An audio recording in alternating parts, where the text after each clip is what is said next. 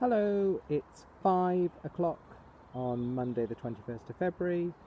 Here's a quick update on what's happening at the allotment. Moving round to the roses and the hawthorn. Nothing's really been done to these. They are in need of a prune and a shake. Moving up to this first bed on the right, this has been mulched over with wood chip and some manure. It wasn't grown on last year.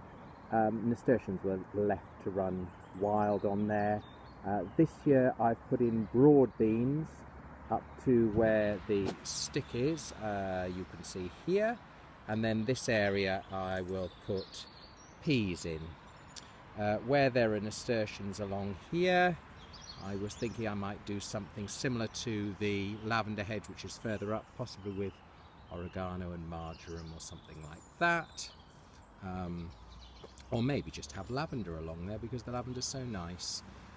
This bed has been mulched over with wood chip, and in it there are garlic and onions up to this stick here, and then this area needs to be planted up here, and I think I'll put leeks in there. And you can see, let's have a look, garlic started to come up quite nicely there. We could perhaps go over and have a very quick closer look at that.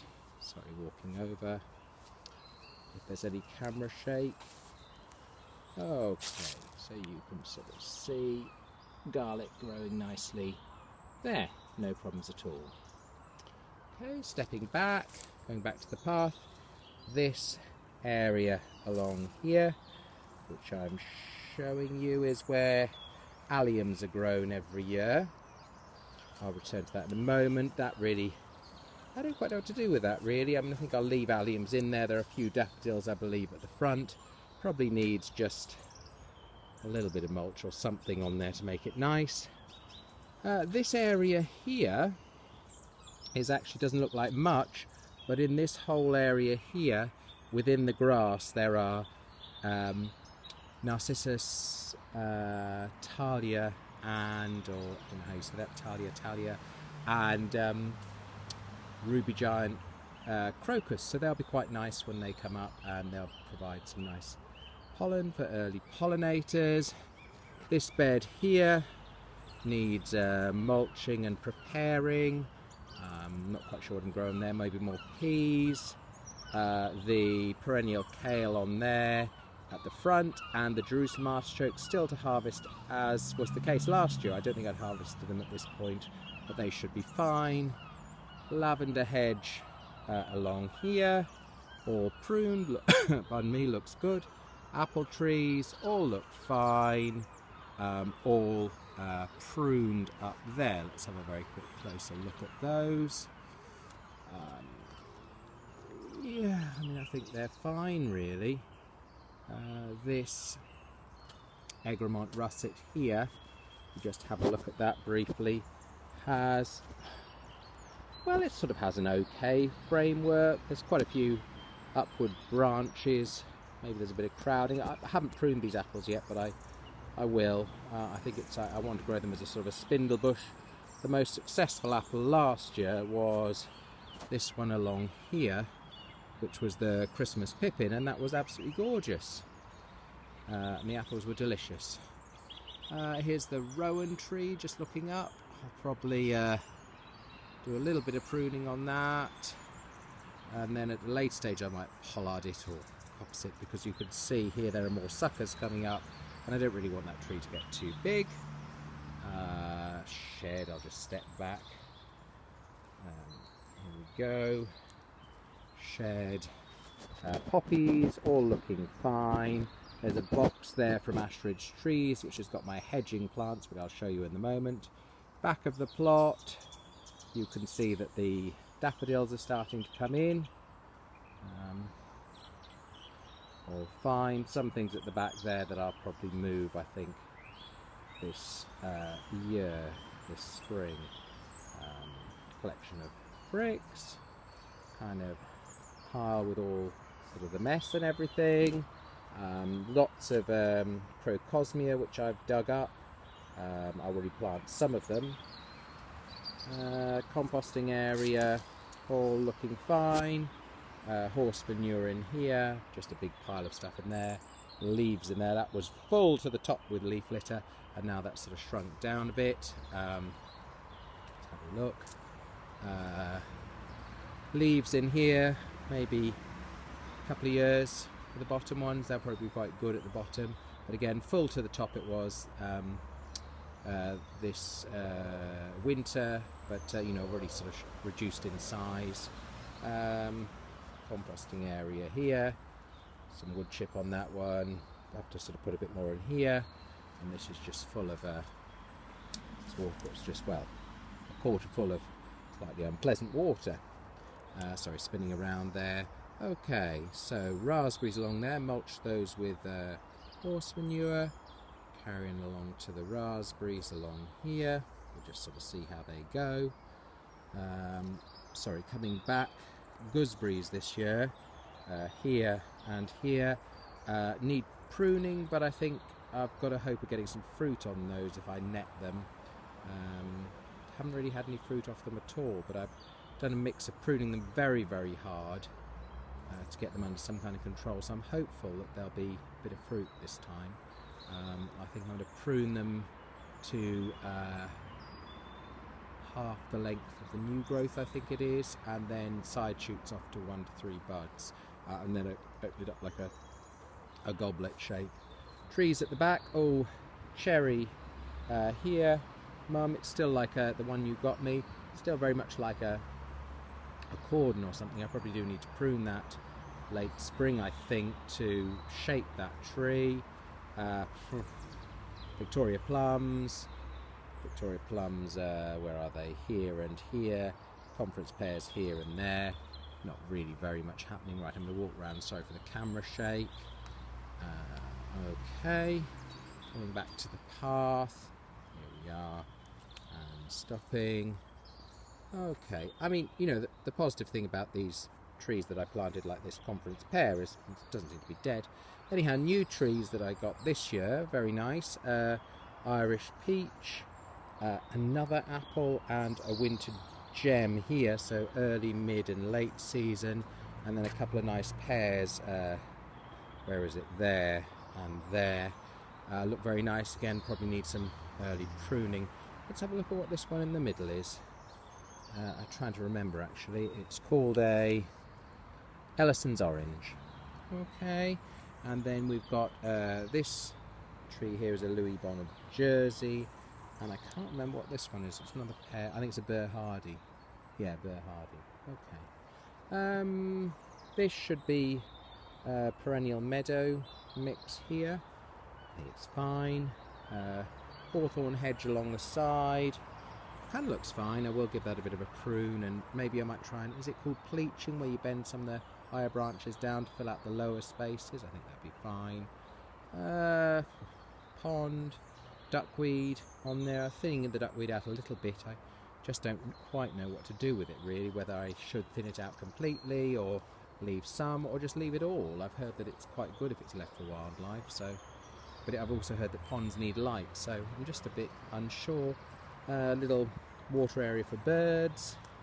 Alison doesn't really like this because she thinks it looks scruffy, but trying to leave some longer areas here to provide cover for frogs. In the very cold weather we found a dead frog last year and I felt a bit sad about that, so I want to have nice cover for frogs.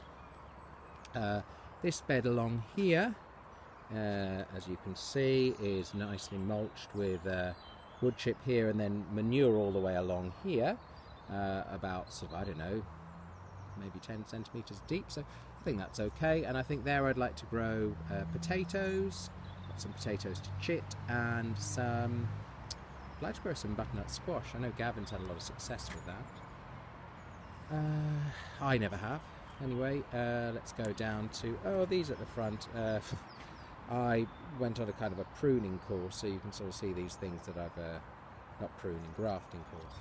So you can see these things that I've pruned, and I think I need a lot more practice on that. That one's called a Kids Orange Red. So there's a Scion grafted onto an M9 rooting stock. I mean, I don't know. And then there's this kind of grafting tape. I really don't know whether anything will come of this. Quite possibly not. I think, is it the cambium wood you need to get to join together, or cambium? I'm not sure how you say it. But, you know, we'll just have to wait and see. I think this one's called a, what's this one? A swar. So that's quite an exciting one, if it can get that to take. Bit unusual. And this one is called a Jesmond Dingle, which is a new variety found in Jesmond in an allotment there. They said genetically it was a new variety. And this one is a Brownlee's Russet, which sounds very exciting, but it had the tiniest scions. It was supposed to be scion pencil thickness. This was, you know, almost the width of a, I don't know, the kind of a, well, it's only about sort of 2 or 3 millimetres in width, though it's not very, that was hardly a pencil, so that was maybe a bit of a pointless task grafting that, but that was all they had. Privet looks fine. Mahoney looks nice, that one's in flower. Moving along the privet here, Mahonia at the end. Bit of concrete in here which I need to dig out, just in there where a fence post was. Okay, so you can see along there. Right, I suppose the next thing is to show you how I'm doing this hedge at the top. So I'll walk up to that, and the hedge has been it's kind of been a bit of a long project, but it should be really nice. These hedging companies, or these plant companies, recommend that you use a weed killer to clear weeds in a kind of an area where you're going to plant your hedge. But I've done a lot of digging, because obviously I don't like to use weed killer. So this was all fence and everything. So the laurel is the neighbour's, which he's planted, and these tiny thin things here that I've planted, which again will need pruning to possibly the half the size, or maybe even 10 or 15 centimetres in the first year, are well, let's have a look. There's a crab apple here, then blackthorn, oh sorry, yes, sort of crab, right, hold on, let's have a look here. There's a kind of a pattern to it. Crab, blackthorn, crab, blackthorn, crab, blackthorn, yeah. Anyway, there's I think there's 2 or 3 blackthorn to every crab apple, and the crab apple's face on this side, so they should look pretty. And it's all planted up very straight and neat, and Alison sort of said to me, oh, you don't have to worry about that, just go for a natural look. But I've wanted to plant them up very straight and neat, because I think it will go natural soon enough, you know what I mean? So anyway, and at the front here we've got these very nice what are they called now? Things the bees like, Pulmonia lungwort, and they're starting to put out, well, they'll be starting to put out flowers soon, and they seem all nice and healthy, I think. You know, they've died back a little bit, but they've grown quite a lot. And then also in amongst there's I forgot what these things are called, cyclamens, I think. Anyhow, I found someone had made a visit to the garden centre, and they dropped off the back of a vehicle, so I just picked them up, and they were just in the road, and I thought, well, I'll plant them and see what happens. Right, going around, sorry about this, camera shake. I'm taking you down to where I've been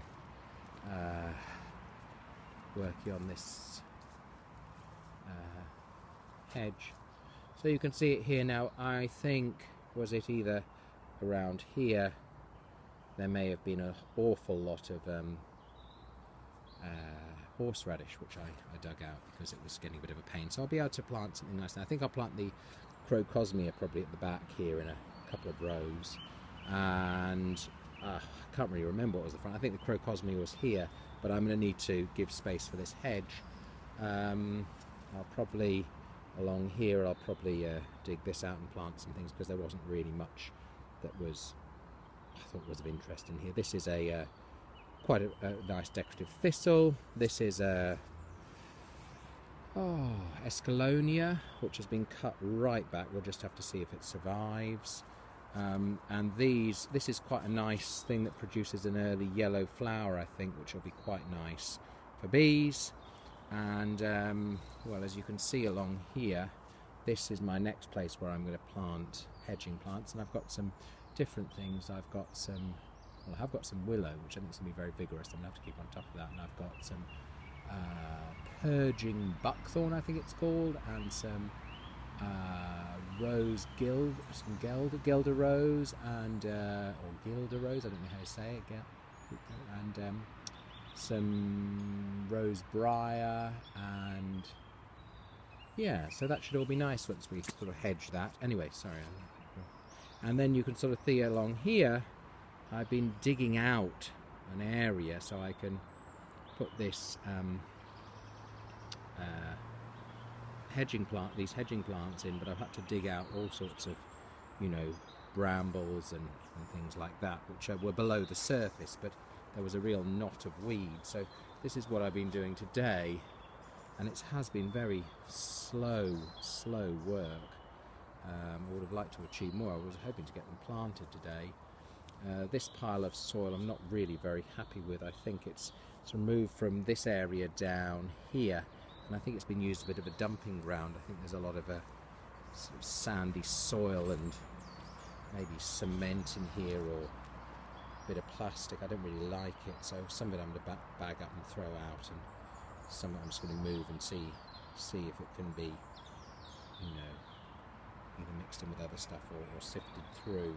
But elsewhere, I mean, in here, apart from the